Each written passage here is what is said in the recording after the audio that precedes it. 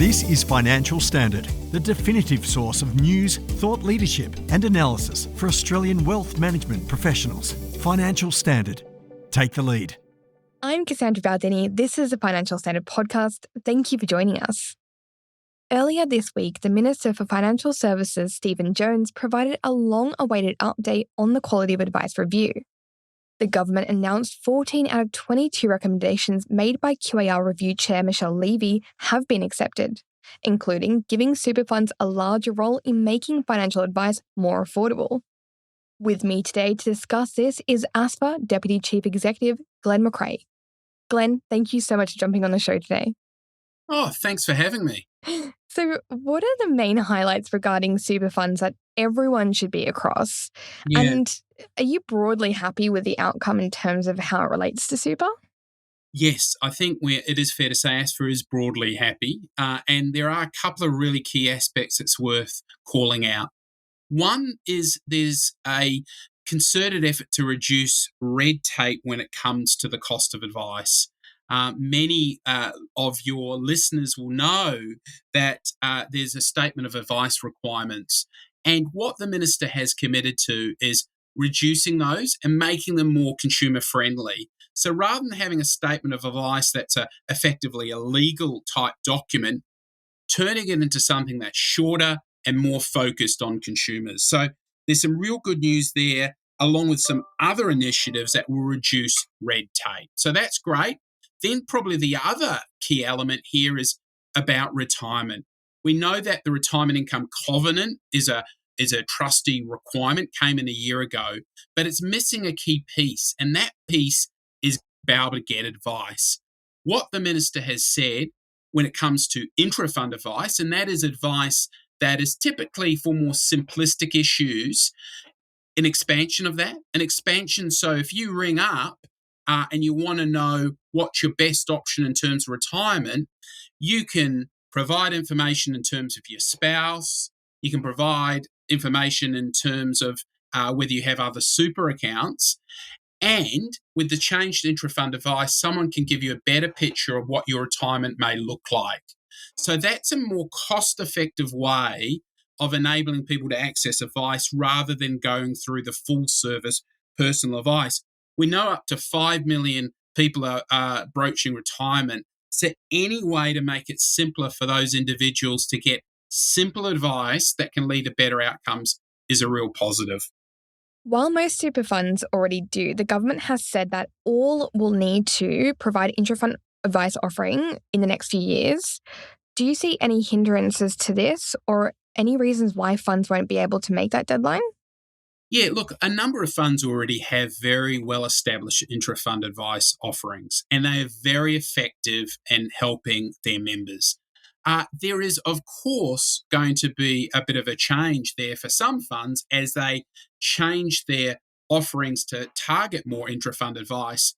But often funds have relationships with advisors or other third parties that can supply those services. So with an appropriate transition period and some clear guidelines on what intra-fund advice will include, I think funds are going to be in a really good place to provide better service to consumers over the next couple of years.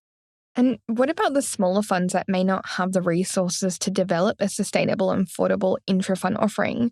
Do you think that this may lead to further industry consolidation? Look, I think the factors behind industry consolidation are many are varied, but they typically are issues about scale, it's about efficiency, but there's clearly still a role for small and medium players, a bit like where you go to your local corner store and they're available at the hours you know, and they know what you need and want. And so there's clearly a role for them. And often those funds can use other third-party providers to supplement the internal expertise they have.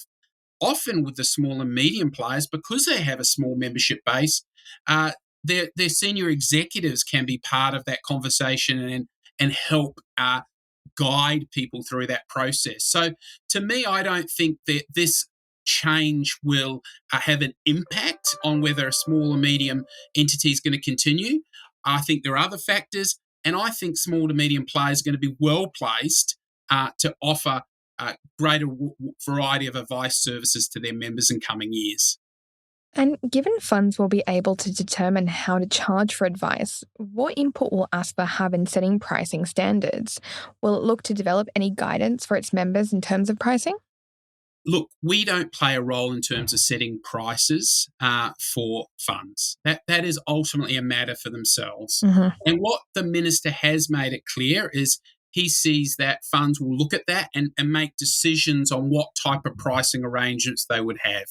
We know at the moment for full advice, typically people can pay up to $3,000, $4,000, and those services are delivered through funds. We know with intra-fund advice, typically that's charged over a much broader membership base, and funds will look at that. But we'll obviously have to check out the legislation. There may be intermediate options that funds may look at in terms of if someone accesses a particular service, they may pay a small fee. So these are things that funds are going to be weighing up in terms of their obligations to act in the best financial interests of their members. Okay, and what kind of safeguards do you imagine being implemented to manage possible conflicts of interest, considering super funds will be able to provide advice in relation to retirement, while at the same time having developed their own retirement products? Yeah, look, I think it's worth noting that these reforms are not about products. They're not product-driven. They're consumer-driven. They're driven about getting better retirement outcomes for individuals and get greater flexibility in the delivery of advice. It's worth also acknowledging that the fundamental consumer protections under advice at the moment haven't changed. Those safeguards are still there. Advice needs to be in the best interest. So there is a requirement in terms of advice. And then, of course, trustees and funds have a best financial interest duty as well. And you've got some very strong regulators there who are keeping an eye on. So I think at the end of the day, the safeguards haven't changed. What has changed is the flexibility to give more fit-for-purpose guidance and advice to consumers. So to me, it's keep the protection, increase flexibility. This is a positive. Finally, have you had any particular feedback from member funds on the government's response? Yes, I think the vast majority of funds are very supportive of it, and I think they're excited about the opportunity of providing better services to their members, particularly when it comes to retirement.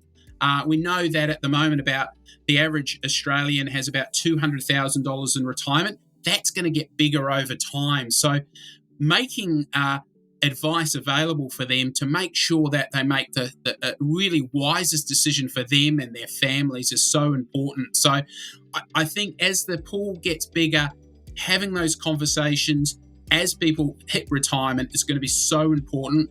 And this is a real positive step. Still more work to be done, but the announcement in terms of the government's response really gives a good starting point to work with and really lead to better outcomes at the end of the day for consumers, which is why we're all here.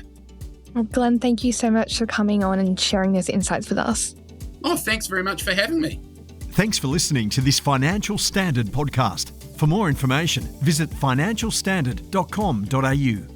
Please keep in mind that the information discussed in this podcast is general in nature and does not consider personal circumstances. Reliance should not be placed on any content without further independent financial research and advice.